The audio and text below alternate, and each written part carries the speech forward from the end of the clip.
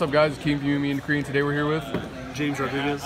who, bro? James Rodriguez. Damn, I haven't heard that name in a while, bro. Are you? For real, bro. Oh, goddamn. All right, and today you got 8th place snuck in, bro. With what deck? You stuck in with something. I got World Chalice playing some spicy stuff. Thank you to Quentin Brown. Shout out, big shout out to him. This is his deck essentially, and shout out to Drew Carter who helped him create the deck as well. Gotcha. All right, let's take a look at it. So we do play Brilliant Fusion. So we have our Brilliant Fusion cards.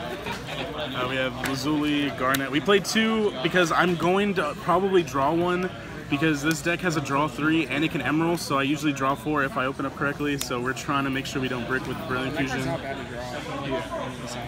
We have 3 Shine Balls because we do play 3 Venus.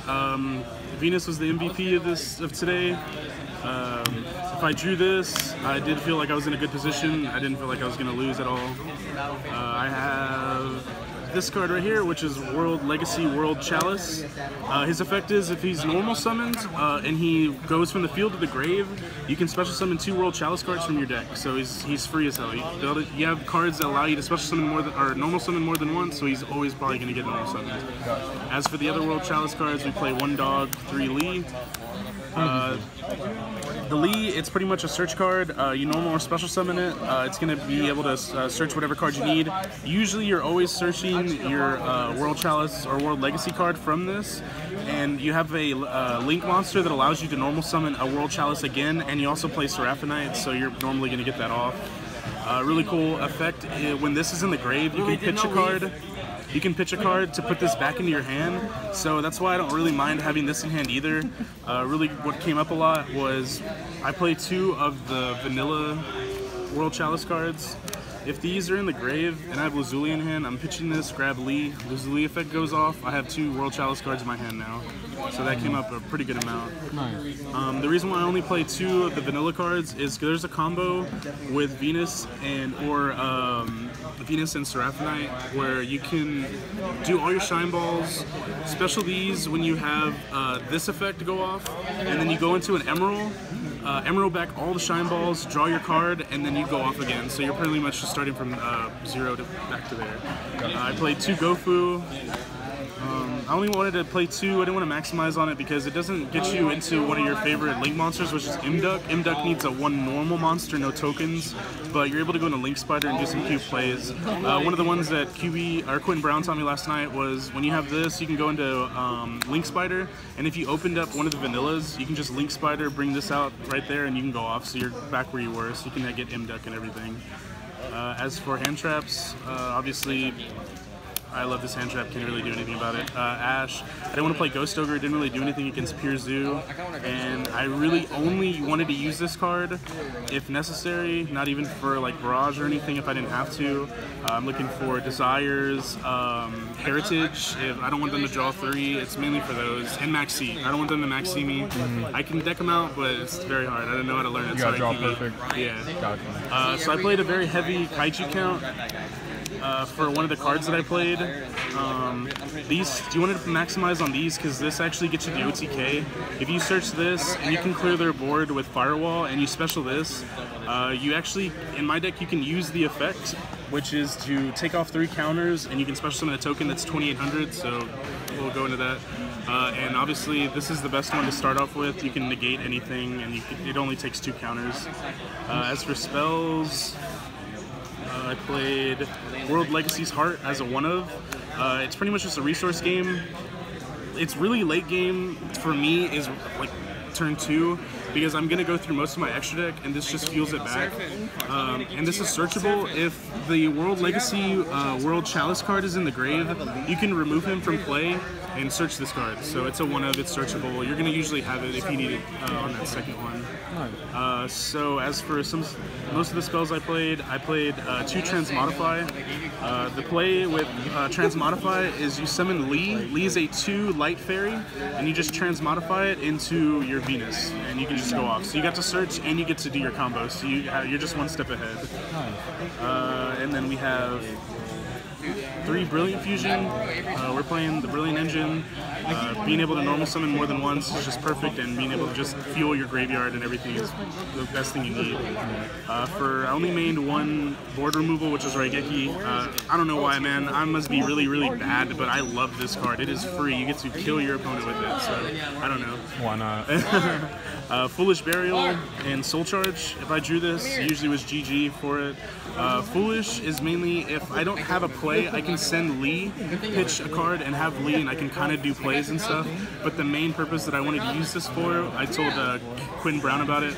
I wanted, if I had Firewall on the board, and if I had 2 where I can use, if I can waste a bounce, I'm sending any hand trap that I want, or like a special card I need, but it's mainly always I'm sending Maxi and then bouncing it back. So.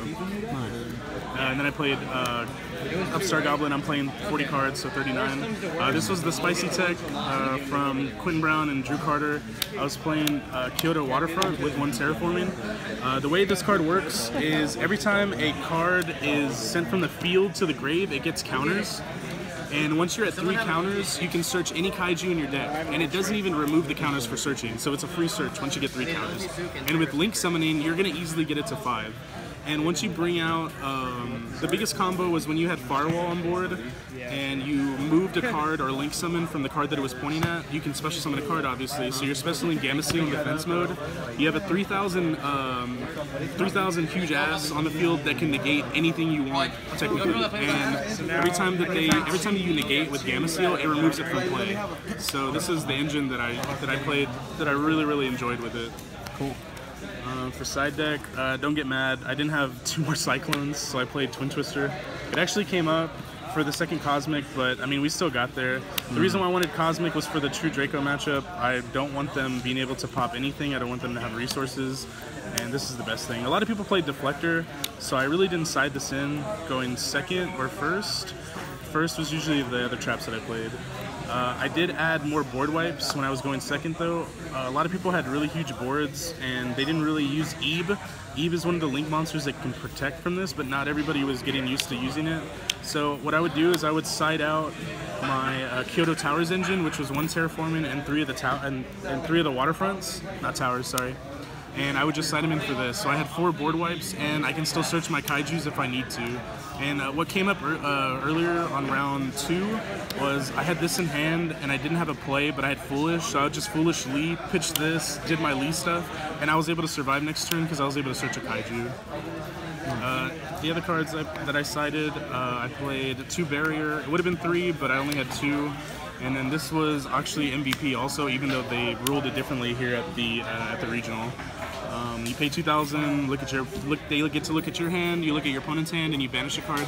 Now the card says to your opponent's next end phase, but the way they rolled it here, and they've been ruling it, was that their next end phase technically counts as the end phase when they their end phase after you activated this. So I mean, it's not as good as it's supposed to be because of that, but it still really helped me out with problem cards. Like, if I didn't have a way to stop board wipes and I hit a board wipe card, I usually won, so we're good.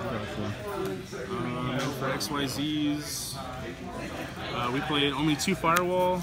We weren't trying to clog our board with these. I really only needed 2 because I would have a proxy here and an Ebe. So I have 1 bounce from this one, and then I have 3 bounces from this one. 1, 2, 3. So we were usually fine. And a Gamma Seal. That was our best board. Yeah. Then we had Seraphinite, obviously, Emerald, Proxy. It's a generic 2 Link. It's so easy to make. You're fine. Decode Talker, he was mainly there to protect my monsters when I didn't have an Ebe. Link Spider, he's there for the Gofu play with the tokens. This is the best one that I like so far. It's the one where you need a normal monster for it, and it lets you additional summon a World Chalice monster. What's really cool with the links, and that I had to get used to when first doing links, is the actual spots that you have. So if you link summon this guy, and he's pointing to, I guess if you want to call it 4, whatever he's pointing at, if it attacks, that monster automatically dies. So if I couldn't get rid of the kaiju that I gave them, or a problem monster, I would just tack it and it would automatically die. Kind of like a construct, but I like it. This is the other one that's generic, but it's a little difficult to play or to make. You have to have a monster with 2 different attributes, but this one is better than Proxy Dragon because what she does is she can actually stop mass destruction. With Proxy Dragon, if they Raigeki you, everything dies at the same time, but with Eve, you can actually protect it. You just tribute herself off. This is the one that I usually have on the top, which is Arm. His effect, you don't really use it too much, but it did come up a lot just to get a bigger monster and a higher link so I can use other ones. Its effect is whatever it's pointing to, you can tribute a World Chalice that it's pointing to and special summon any monster from your grave to the field. And that's any monster. So what a lot of builds were doing, I know, was playing Christia, and they would just bring back their Christia with this, which is pretty cute, but I didn't want to rely on Christia. And then this is my favorite one, which is Ningrusu. I only played one. The only reason why you really play this one is for the draw 3. The way you can do it is, since he's a mandatory effect, he's automatically chain link 1. So if you have a World Chalice card in your hand, so what all of them do in the grave is, if they go from the field to the grave, you can special summon a World Chalice from your hand. So what you would do is, usually my board would be like this. So essentially what you do is, if you have a World Chalice card in your hand, you make any other rank 2 or like link 2, and since he's a link 3, like let's say you have another one of the Ebes, or you have another monster, you have Shine Balls or something, you link with that one and you make this guy in the middle. And what you do is, since he's mandatory, obviously you chain link 1, and then you make Imduck chain link 2, so you special because he's the first one to go, and now you can draw 3. And it's just it's the easiest combo to do, essentially, is draw 3, and then you just make a firewall here and go off more. But yeah, that's the deck. Okay, so what are your matchups? Matchups. So round 1, I actually played. I actually played against a plant firewall deck. I got lucky and did my huge board game 1. Game 2, he was able to go off. He ended his board with 3 firewall dragons, a proxy, and a Nat Beast, and he played Denglong, so he had a Jiaotu on board with the face down trap card, so I couldn't do anything. In game 3, I was able to make my board again. I was able to draw really good cards and go from there. Round 2, I played against I played against Burn, and I lost to Burn. That was my only loss for the day. Yeah, I lost to Burn. Round 3, I played against Dino. I beat Dino. Round 4, I got a draw against a Peer guy, really cool guy, came from Dallas. And then round 6, I played against Peer was able to win. And then round 7, I played against Peer again. Cool. So I didn't even play against Draco, so I'm glad the Cyclone thing didn't come up too much. Cool. Alright, so any shout outs you want to give? Huge shout out to San Antonio, obviously, and Austin people. Huge shout out to Quentin Brown. He was the one who pretty much helped me with this deck from scratch. I was about to play True Draco Zoo, and I was like, I want to play something fun, and we ended up playing this. Shout outs to Drew Carter. Apparently he was the one that helped QB think of the idea for Kyoto Waterfront. Huge shout out to Keaton, Yumi, and Decree. Hey, what's up, bro? Yeah, and everybody in San Antonio, everybody at the top, especially Aaron. Good job. Yeah. That's it. Oh, and Andrew, no. Thank you for the cards. Thank you, Andrew. For sure. All right. And Derek. Thank you, Derek. Derek. Yes. Nice. All right. Well, congrats on the top, dude. It's been a while, right? Like last time was Necros, last time I right? topped was with Necros. I actually played against Mr. Yumi and Decree then also. Hey, what's up, bro? I should have won that regional. Whatever. All right. Well, congrats on the top, bro, and we'll see you in Dallas. Thanks, man.